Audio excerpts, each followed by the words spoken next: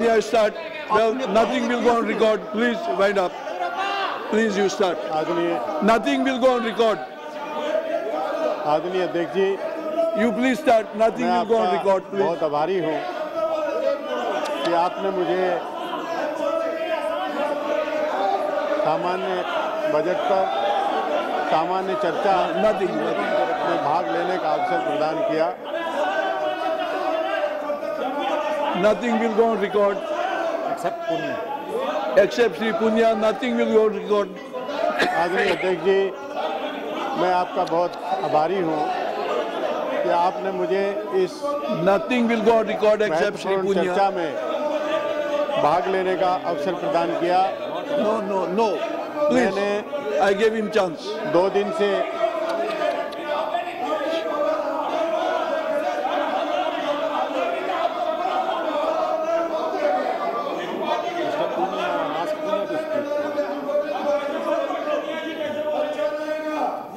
Please sit down. Please sit down.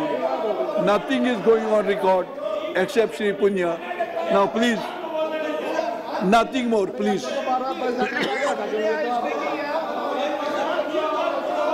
अब मैं 2 दिन से बजट पर चर्चा को बड़ी ध्यान से सुन रहा था। Please don't disturb him now. He is speaking. Nothing is going to record except Sri हमारे Punya. विपक्षी सहयोगी दल सहयोगी Please respect the chair. Please, no, you had enough time. और No वो laying उन on the विषयों table. पर चर्चा कर रहे हैं So जिसका next time बजट you से should कोई not लेना देना नहीं है। restrict to the time. मैं Please. हाउस ऑर्डर में करिए बात। House should be on order.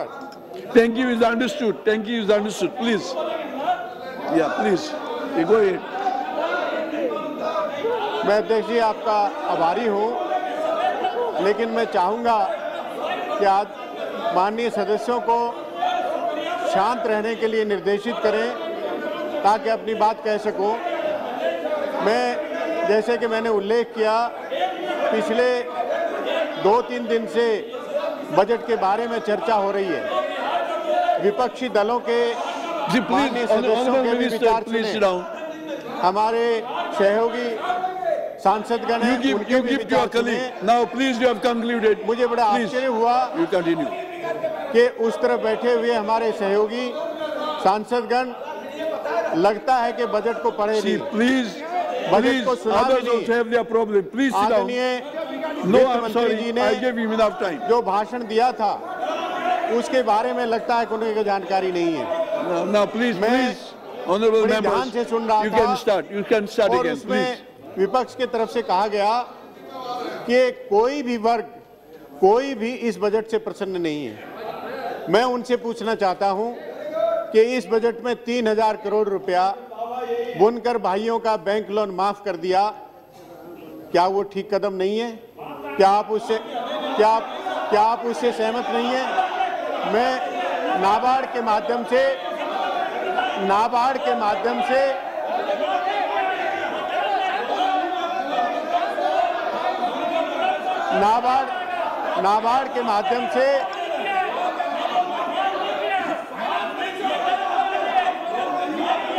जो मैं बोलूंगा वो मैं बोलूंगा, आप समीक्षा नहीं करते। वो मैं बोलूंगा, आप कृपया ध्यान से सुनिए। Please. मानिए, मैं आपसे निवेदन करना चाहूंगा। इसका क्या फायदा? Sir, my only request is let us proceed. All your queries will be answered. Sir, मैंने कहा कि नाबार्ड से 3000 करोड़ रुपया इस बजट में नाबार्ड को दिया है। NABARD do not waste time, sir.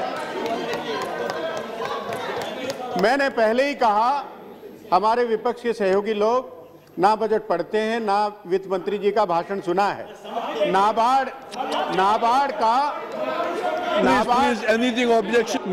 को 3000 रुपए दिए गए। श्री पुनिया, नाबार्ड 3000 रुपए दिया गया है। और वो बुनकरों का लोन माफ करने के लिए दिया गया। Please address मैं to the आपसे ये chair. पूछना चाहूंगा कि सिल्क यार्न का जो इंपोर्ट करने पर 30% ड्यूटी है, 3% ड्यूटी को घटा के 5% ड्यूटी कर दी गई है, क्या वो उससे भी आप सहमत नहीं है? मैं आपसे पूछना चाहूंगा, मुझे जानकारी है। Shri Punya, please address to the chair. बात कर चुके हैं, बहुत समय Please sit down. सर बहुत समय जाया हो चुका है संसद का पहले बहुत बातों पे, और ये आपस में फैसला हुआ था एक दूसरे को सुनने की थोड़ी सी शक्ति रखें, एक दूसरे को सुनने की थोड़ी सी सहनशीलता रखें, मान्यवर, थोड़ी सहनशीलता रखें। अगर जवाब आपके सदस्य भी बोलेंगे, आपके सदस्य भी बोलेंगे, अगर किसी बात से आपको तकलीफ पहुंची है तो उसके लिए मैं खेद प्रकट करता हूं। कृपया शांति बना के और बहस को शांतिपूर्वक सुने। मैंने सदस्य को एक बात करते हुए उस पे इतराज होना शुरू हो गया, फिर तो आगे कोई चल ही नहीं पाएगी डिबेट। अगर कोई चीज पार्लियामेंट्री हो, अगर एक सेंटेंस पे वो ऐसा इतराज करेंगे और ऐसा शोर होगा तो संसद कैसे चलेगा sir? Nothing will go on record except Shri Punya. Nothing will go on. Nawaz ji, आप हाउस को चलने दीजिए, आरोप कोई नहीं लग रहा। अरे आप अपना बोलते हुए कह दीजिए बाद में क्या बात है, आप बोल दीजिए जो कुछ आप बोलना चाहेंगे उसके बाद। क्या उसके बाद हल्ला से बात हो जाएगी? Please, no cross talk. Please, no cross talk. No. माननीय अध्यक्ष जी, Please wait. Honorable members, please stop cross talk. ये बजट की कॉपी है और बजट में जो कहा finance. Please, when you are speaking, nobody disturbed you. Please now sit down. Nothing will. Honorable Minister.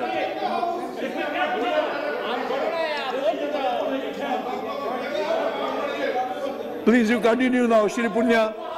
मुझे बड़ी प्रसन्नता है कि माननीय सदस्य कम से कम इसी बहाने उन्होंने वित्त मंत्री जी का भाषण निकाल के देखा है।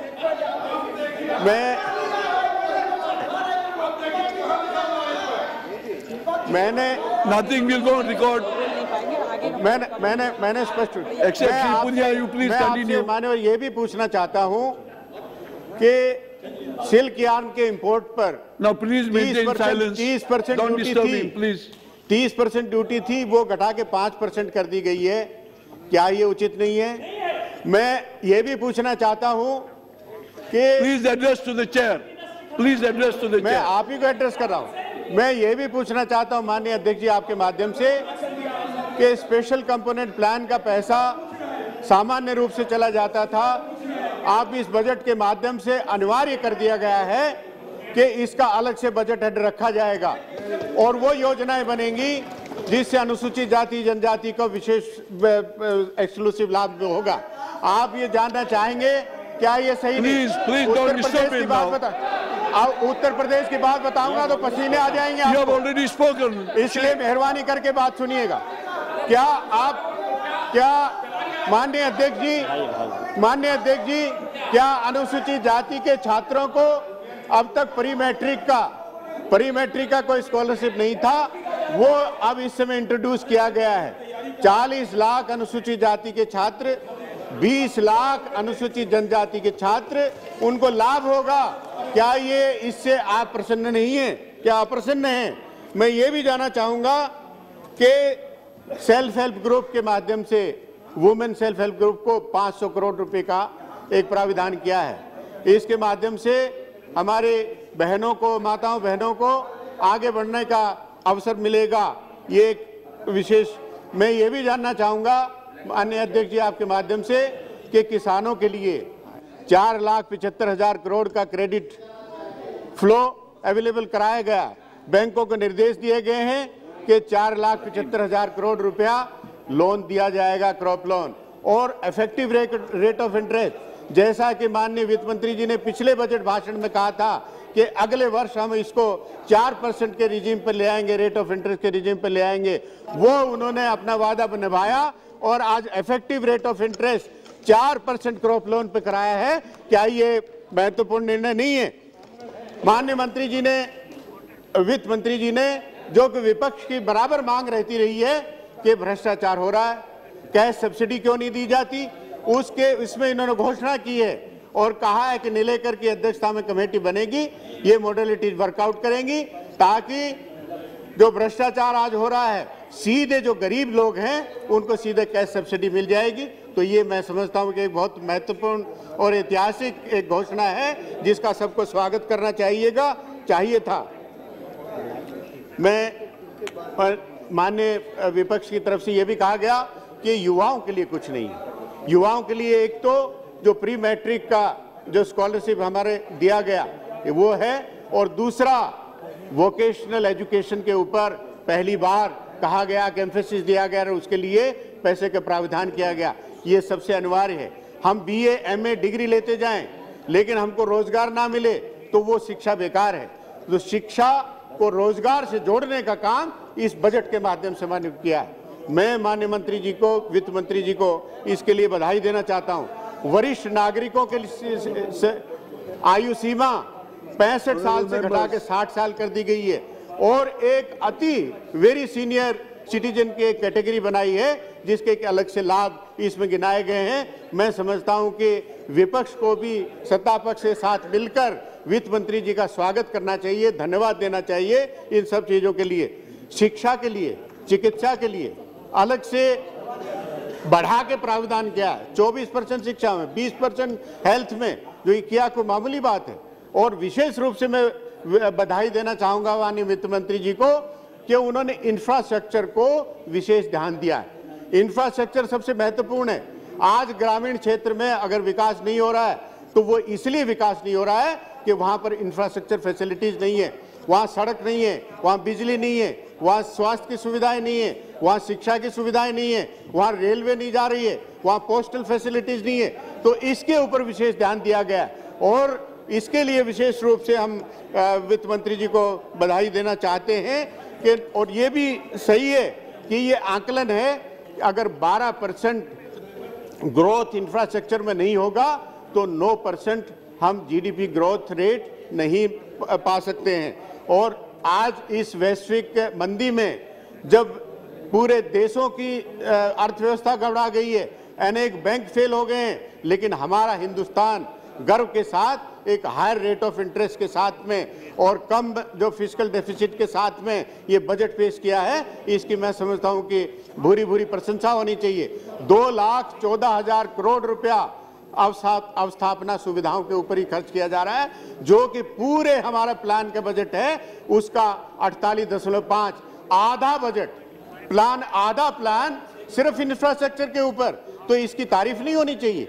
हम जगह जगह पर आप ये देखते हैं कि इसी वजह से आज यूनाइटेड स्टेट्स में जो ग्रोथ रेट है 2.8, 2.8, चाइना में 8.7, जापान में 1.8, पाकिस्तान में 2.6 और भारत में 8.6। ये हमको बधाई देना चाहिए वित्त मंत्री जी को। और ये इसी वजह से जो देश की सुदृढ़ अर्थव्यवस्था है, देश अच्छे रास्ते में, विकास के रास्ते पर चल रहा है, इसी वजह से प्रेसिडेंट ओबामा अमेरिकन राष्ट्रपति यहाँ आते हैं। किस लिए? यहाँ मांगते हैं कि 50,000 हम जॉब चाहिए, उसके लिए मांगते हैं। और यहाँ आप सब लोग मौजूद थे, यहीं पर सेंट्रल हॉल में उन्होंने भूरी भूरी प्रशंसा हिंदुस्तान की थी। ये वो भी हम नहीं भूल गए। हमारा चाइनीज प्रीमियर, चीन से आया प्रधानमंत्री, 250 से ज्यादा CEOs को, चीफ एग्जीक्यूटिव ऑफिसर्स को, विभिन्न उद्योगों के लोगों को लेके आए और वो भी क्या हमको दिखाई नहीं देता। रशियन प्रेसिडेंट यहाँ पर आए, वो भी एक हमसे आर्थिक संबंध बनाने के लिए, बढ़ाने के लिए उन्होंने पेशकश की। फ्रांस के राष्ट्रपति यहाँ पर आए तो वो सब भी हम सबके सामने हैं। हम अनदेखी इन चीजों को कैसे कर रहे हैं मेरी समझ में आता नहीं है। मैं समझता हूं कि केंद्र सरकार ने इस बजट के माध्यम से, अपने बजट के माध्यम से, PP मोड के माध्यम से निजी निवेश और जो FDI के माध्यम से जो इंफ्रास्ट्रक्चर में पहले 20 बिलियन US डॉलर का प्राविधान था अंतिम सीमा, उसको 25 बिलियन US डॉलर कर दिया गया। तो हमने हर व्यवस्था की है कि इंफ्रास्ट्रक्चर को विशेष रूप से तरजीह मिले और इसको बढ़ावा दिया जाए, ताकि ओवरऑल हमारा डेवलपमेंट होने में, आगे देश को आगे बढ़ने में हमको सहायता मिलेगी। इसके लिए हमको स्वागत करना चाहिए। भारत निर्माण योजना में 58,000 करोड़ क्या कोई मामूली धनराशि है? और कहा गया कि महात्मा गांधी नरेगा में हमने प्राविधान कम कर दिया, लेकिन ये भी तो हमको देखना चाहिए कि 10,000 करोड़ राज्य सरकारों के पास बकाया मौजूद है, और उसको ध्यान में रखते हुए महात्मा गांधी नरेगा योजना एक्ट के अंतर्गत जो व्यवस्था है वो एक नीड बेस्ड हमारी योजना है। उसमें जितनी भी धनराशि की आवश्यकता होगी केंद्र सरकार उसके लिए बाध्य है उसको देने के लिए। तो इस तरह से छोटी छोटी बातों को लेके जो मामले उठाए जाते हैं, मैं समझता हूं कि सही नहीं है। प्रधानमंत्री सड़क योजना में 20,000 करोड़ का प्रावधान किया है, ये वैसे नहीं है। ये योजना सिर्फ गांव के लिए है, और गांव में जो फसल उगाता है किसान, उस फसल को शहर तक, मंडी तक पहुंचाने के लिए ये काम करती है। आज हमें याद है देहात में हम जाते थे क्षेत्र में, तो 4 साल पहले कच्ची सड़कें थे, आज पक्की सड़कें हैं, आज किसानों को बड़ी सुविधा हो रही है। तो इस सब के लिए मैं समझता हूं कि प्रशंसा होनी चाहिए। इंदिरा आवास, ग्रामीण पेयजल, और सबसे महत्वपूर्ण मैं बताना चाहूंगा मान्यवर कि पूरे हिंदुस्तान भर में जो 2.5 लाख ग्राम पंचायतें हैं, उन ग्राम पंचायतों पर ब्रॉड बेस्ड कनेक्टिविटी अवेलेबल कराई जाएगी 3 साल में। इस बजट में नहीं प्रावधान है, लेकिन उसमें यह बताया गया है कि 10,000 करोड़ रुपया इसमें 1 साल में, 3 साल में ये पूरा किया जाएगा। क्या कोई मामूली बात है? जगह जगह पर जहां भी हमें आवश्यकता पड़ी है इसको दिया है। सड़कों के लिए, राजमार्गों के लिए 10,343 करोड़, राज्यों और सीमावर्ती मार्गों के लिए 2,930 करोड़, पूर्वोत्तर राज्य सड़क परियोजना के लिए 68 करोड़, प्रधानमंत्री सड़क योजना के लिए 20,000 करोड़, और ग्रामीण विद्युतीकरण के लिए मैं बताना चाहूंगा कि 6,000 करोड़ की धनराशि इसमें प्रावधान किया है। जल विद्युत के लिए 813 करोड़, परमाणु विद्युत के लिए 4,807 करोड़, ऊर्जा सुधार कार्यक्रम के लिए 2,340 करोड़। ऊर्जा मैं समझता हूं कि हमारी मॉडर्न सिविलाइजेशन है, उसका एक प्रतीक है। पिछले इस 11वीं पंचवर्षीय योजना में हमने पहले 78,000 मेगावाट अतिरिक्त कैपेसिटी जनरेट करने का लक्ष्य रखा, उसको घटा के पुनरीक्षित करके 68,000 मेगावाट किया। और मैं समझता हूं कि ये जो 12वीं पंचवर्षीय योजना है, 11वीं पंचवर्षीय योजना, इसमें 48,000 मेगावाट अतिरिक्त क्षमता हम हासिल करेंगे। ये कोई मामूली बात नहीं है।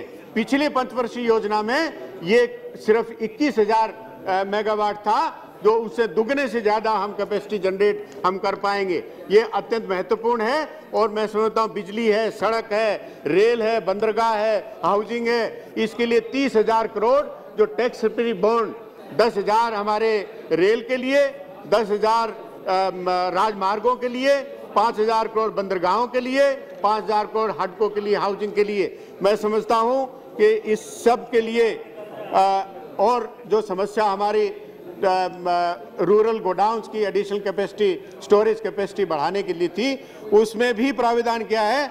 24 लाख टन खाद्यान्न ग्रामीण क्षेत्र में भंडारण क्षमता वर्धित करने का मैं समझता हूँ कि इसकी प्रशंसा की जानी चाहिए। मैं सिर्फ 2 बिंदु मैं अपनी कंस्टिट्यूएंसी के बारे में बताना चाहूँगा। मैं बाराबंकी उत्तर प्रदेश में उसको प्रतिनिधित्व करता हूँ। सड़कों के फेज 7 और फेज 8 उसके प्रस्ताव आए हुए, 104 सड़कों के प्रस्ताव हैं और काफी दिन से उसको परसू किया जा रहा है। मेरा निवेदन है इसके माध्यम से, ये एक महत्वपूर्ण इंफ्रास्ट्रक्चर है रोड्स का, इसमें इसको शीघ्रता से कराने का प्रयास करें। दूसरा, अनुसूचित जनजाति के लिए जो हॉस्टल्स यहाँ केंद्र सरकार से जो सहायता दी जाती है, उनकी स्थिति बड़ी खस्ता है। छात्रों को जो सामान्य कॉमन हॉस्टल और डाइनिंग फैसिलिटी है वो कहीं भी एक भी हॉस्टल में नहीं है। मेरा निवेदन है केंद्र सरकार की तरफ से विशेष पहल होनी चाहिए और ये व्यवस्था सुनिश्चित की जानी चाहिए। पंत हॉस्टल है इलाहाबाद में, उसमें भी मैं गया था, वहाँ पर भी यही स्थिति है। वहाँ की स्थिति को मैं समझता हूँ कि केंद्र सरकार से किसी एक दल को भेज के पूरी समीक्षा करके पूरे हिंदुस्तान भर में इसको सुनिश्चित किया जाना चाहिए ताकि दलित अनुसूचित जाति से संबंधित जितने छात्र हैं वो सही ढंग से अपने शिक्षा को आगे बढ़ा सकें।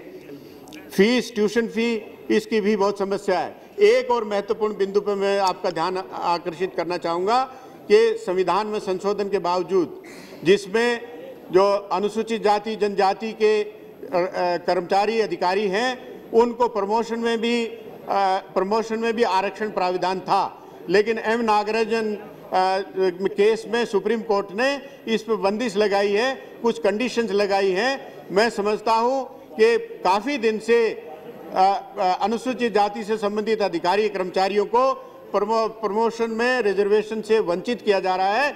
इसमें कोई संविधान संशोधन लाके ये सुनिश्चित किया जाए, उनके अधिकारों को सुनिश्चित किया जाए। मेरा आपसे ये विशेष निवेदन है। स्पेशल कंपोनेंट प्लान का जिस तरह से केंद्र सरकार ने स्पेशल बजट हेड बनाया है, इसी तरह से सभी राज्य सरकारों को भी ये किया जाना चाहिए।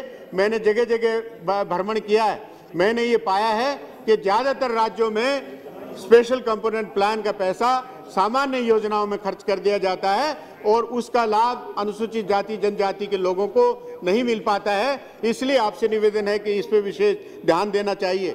माइनॉरिटी अल्पसंख्यक वर्ग के लोगों के लिए हमने 4 इंटर कॉलेज यहाँ से स्वीकृत कराए थे। जैदपुर, अहमदपुर, शाहपुर, बिल्लौर। माइनॉरिटी का नाम लाता है तो आप लोगों को खुजली होने लगती है, कृपया सुन लीजिए। मैंने सिर्फ लड़कियों के छात्राओं के लिए मैंने ये हॉस्टल और ये इंटर कॉलेजेस मांगे थे, वो पैसा यहाँ से स्वीकृत सैंक्शन होके जा चुका है, लेकिन राज्य सरकार के माध्यम से जो इम्प्लीमेंटिंग एजेंसी हैं जिलों में वो पैसा का नहीं ट्रांसफर किया है। कृपया यहाँ पर मॉनिटरिंग करके सुनिश्चित करें कि हिंदुस्तान भर में जितनी भी योजनाएं आपकी हैं उसका पैसा सही ढंग से लगे और उन योजनाओं का समयबद्ध तरीके से काम हो। मैंने और भी मांगे हैं, जैसे अपने क्षेत्र में हसनपुर टांडा है, किंतूर है, लालपुर करौता है, सुबेया है, हैदरगढ़ है, बांसा है, बहारा है। ये भी हमारे माइनॉरिटी के प्रमुख गांव हैं और उनमें भी इंटर कॉलेज की बहुत आवश्यकता है। मैं समझता हूं कि आप इसमें केंद्र सरकार से अनुरोध है और बहुत अधिक न कहते हुए मैं आपसे यही निवेदन करना चाहूँगा कि ये बजट विकास परख बजट है, ये ऐतिहासिक बजट है, इसका स्वागत करना चाहिए और मैं स्वयं इसका समर्थन करता हूं। धन्यवाद। श्री देवी गौड़ा। इधर आ जाइए। Mr. Chairman, sir, I would like to express my sincere thanks to you for having given me an opportunity to speak on the general budget. Sir, the Honorable Prime Minister, Chief Minister, Honorable Finance Minister has taken several steps